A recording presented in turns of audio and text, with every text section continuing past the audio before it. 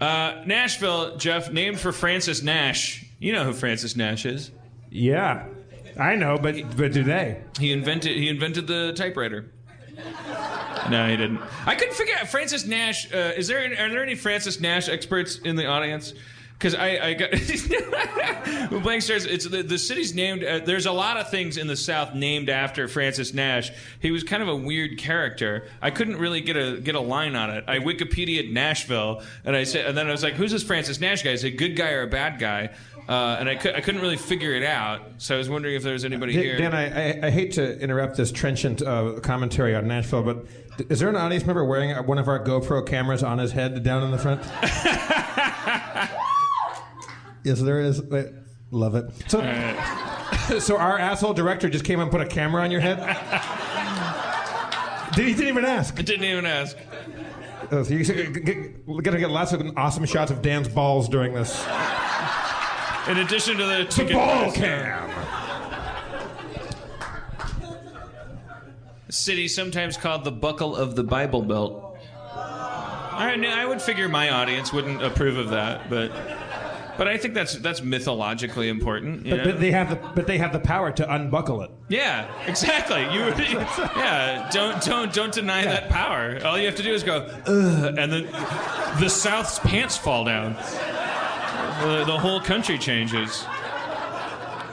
But you can't deny the fact. I think honestly, like, we were in Atlanta, and I really went to town on how politically or historically important it was that we were in Atlanta. It was supercharged there. Here it could get a little uncomfortable talking about that. But like Nashville, what eclipses it is that throughout the decades, no matter what comes along musically, like Nashville, just like what is it? What is it, Jeff? Why do they love music so much? What's with them? See, I love country music, but I like old country music. I'm not big. Yeah. Like, I don't really like the new, what they call like the Nashville sound, right? Like, it's too overproduced for me. It's too, I don't know. As Waylon Jennings called it, he goes, it's flat belly country. Like, a country musician should have a pot belly. He doesn't like any guy that sings country and has abs. I think that's a good barometer to go by. I mean, I think this is where Garth Brooks invented the typewriter, the wire work, right? Yeah. Like if I were to float above the audience, I remember having a big fight with my mom about Garth Brooks. It's not important. It sounds pretty important.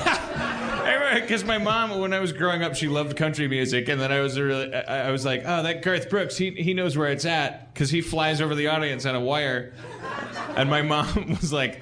That, he's an asshole, and I was like, fuck you, because I was really offended because I was starting to get into country music because Garth Brooks flew over it. That's why I said I didn't want to talk about it.